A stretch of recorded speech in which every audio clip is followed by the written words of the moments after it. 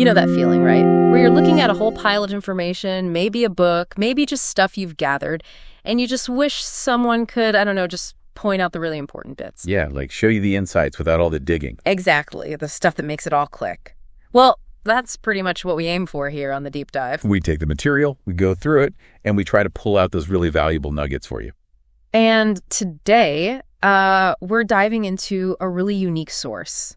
It's a book called The Invisible Staircase by Will Edwards. Now, here's the interesting part. It was actually written for kids, like ages 9 to 12. But honestly, as we looked at it, the insights in there, they're incredibly powerful. They apply to, well, everyone, no matter your age. They really do. It simplifies some big ideas in a way that's just so clear. So our mission today is basically to extract those surprising bits of knowledge, the things that can help you understand yourself a bit better, see your potential, and figure out how to navigate things, especially, dreams and goals. Right. It's not just a kid's book. Far from it. It's like foundational stuff for growth, just presented really simply. So, yeah, this deep dive, it's about unlocking some fundamental secrets for a fantastic future for you. Starting right now.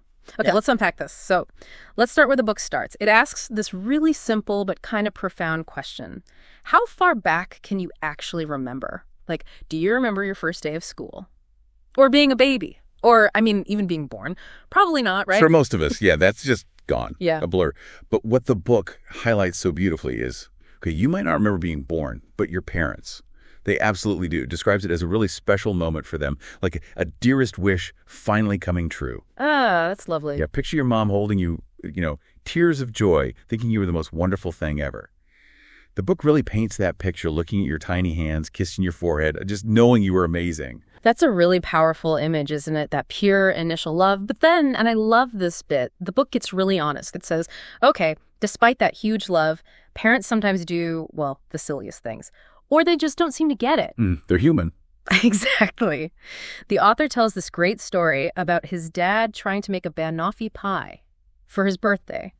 He puts this tin of condensed milk in boiling water to make caramel and then completely forgets about it. Oh, no. Yeah. 2 hours later, boom, it explodes. Hot caramel everywhere, all over their brand new kitchen. Wow. Sticky situation. Literally. And then just a week later, his mom decides the kitchen ceiling needs repainting, and she's balancing, get this, one foot on a chair and the other on the cooker. Oh, dear. Even as a kid, you'd know that's dodgy. Right. The author says even at 6, he thought it looked unsafe. And yep, she fell. Took 6 weeks for her leg to mend. Ouch. So what's the point the book's making here? You've got this deep love and then exploding pies and precarious painting. Well, that contrast is key, isn't it? It's showing that love and imperfection go hand in hand. The book's really smart about showing that even when parents mess up, make these silly mistakes, or maybe they just don't understand where you're coming from, that fundamental love, that dearest wish, it's still there. It hasn't changed. Right. So don't confuse the action with the feeling underneath. Exactly. It's a huge lesson, especially for kids trying to make sense of their parents' quirks. And it's a good reminder for us adults, too, that our parents were kids once. They had dreams, wanted adventure, and maybe surprisingly, the book points out, they probably hated school, too. Ah, that's a great point. Okay, so speaking of things people sometimes hate, school, let's shift to what the book calls the dullest thing in the world, the S word. School. Yeah. The author kind of builds it up like he has this massive secret he's about to share, makes you wait for it. And it is a pretty big reveal, actually. It tackles something lots of us think. Okay, spill the beans. What's the first part of the secret? Right. The first part is there are no bad subjects. Whoa. Okay. Controversial. What about, that subject everyone dreads? Well, the book argues that even subjects you find boring or really difficult, that's actually an illusion if you have a good teacher. A good teacher apparently can make anything click, make it interesting. Okay, so if there are no bad subjects, that leads to the second part. It does. And this one's even more direct. Part 2 of the secret. There are no bad subjects. There are only bad teachers. Oof. Okay, I can see why he was hesitant. That's a bold statement. Some teachers might not love hearing that. Probably not. But the book lays it out very clearly. It says that's just how it is. Why do you think making that distinction is so important, not just for kids, but maybe for us looking back? I think it's about where you place the responsibility, maybe, or the potential for change. If a subject itself is just bad, well, what can you do? You're stuck. Right. It's just inherently difficult or boring. But if the problem is the teaching, the delivery, suddenly there's hope. There's something that could be different. The book says good teachers actually agree with what we have been discussing. They get that subjects can be tough. They remember struggling themselves. Ah, so they have empathy. Exactly. And they work very hard to find ways to help students get it. It mentions the best teachers often really struggled with the subjects they eventually mastered. That struggle makes them better at explaining. That makes a lot of sense. It gives us a different lens for our own learning, too. Maybe seek out mentors who've been through the struggle. Okay, so building on this, the book suggests something specific for you to do. And it sounds simple, but powerful. Make a list. Think about teachers whose classes you actually enjoy or enjoyed in the past. Then, next time you see one of them, or maybe even reach out if it was long ago, the book says stay behind after class to have a brief word. Just tell them, I really enjoy your lessons, or you made me really like this subject, in your own words. That sounds simple, but I can see how that might feel awkward. Or maybe just not something people do often. Right. But the book promises something amazing if you do it. Okay. It says you will discover the power of gratitude. It calls it an astonishing power that can make a huge difference to your life. The power of gratitude just from thanking a teacher. That's what it says. Wow. And, thinking about it, that makes sense beyond school, too.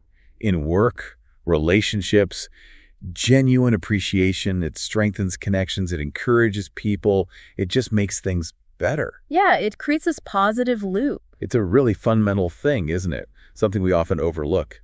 The impact of a sincere thank you. It affects them, but it probably affects you too. Absolutely.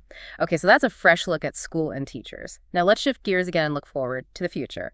The book asks, have you thought much about what you want to be? Or just what you want your life to look like down the road? That's a big question. It is. And the book warns, look, if you never really decide what you want, you could end up like lots of adults, stuck in very dull jobs. Ouch. But probably true for some. Yeah, because they didn't really plan or maybe didn't dream. And the book makes this interesting point. Those adults, they often envy you because you still have that chance, that opportunity they would give anything to have, the chance to dream and plan before getting stuck. So what's the secret then? What did the success people do differently? According to the book, the common thing was this. Before they achieved anything, they dreamed about what their lives were going to look like in the future. They really visualized it.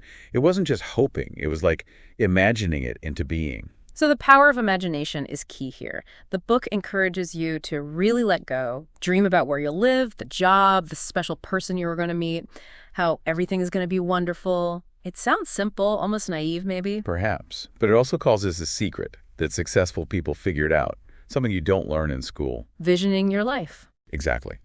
And this leads directly into the book's core idea. The invisible staircase. Okay, the title concept. What is the invisible staircase? Right. So the book explains it has these special properties. It's entirely invisible to people who don't think about their future, who don't have a dream. But the moment you have a dream, a real goal, you become aware of it. You might not see all the steps clearly. But the staircase itself is there. It's there. It's the path to your dream. It only materializes, becomes perceivable once you have that destination in mind. So the dream creates the path, or at least makes it visible to you. That's the idea. Clarity of purpose reveals the way forward, step by step. And it gives examples, right? Real people. Yeah, brilliant examples. First, Ian Callum. He dreamed of designing cars. Get this. Before he was 5. Wow, that's specific. Isn't it? Then, when he was 14, he took a step. He wrote to Jaguar Cars, to the head of design. And he got a reply with advice on subjects to study, qualifications needed. Those were his first visible steps on the staircase. And he followed them. He did. One step at a time, the book says.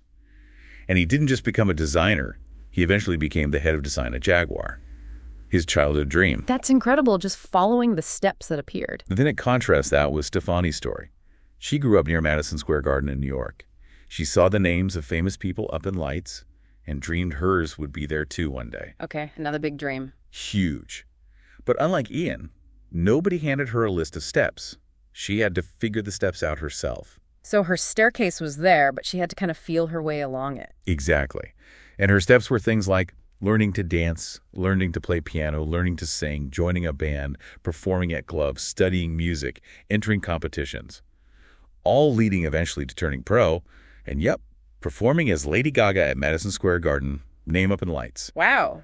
2 different paths, same principle. Find the dream, find the staircase, take the steps. Precisely, whether the steps are obvious or you have to uncover them yourself. And the big lesson from these stories, the book stresses, is that it's not necessarily about being the brightest, most talented, or most intelligent kids. Right. It's about having the dream in the first place.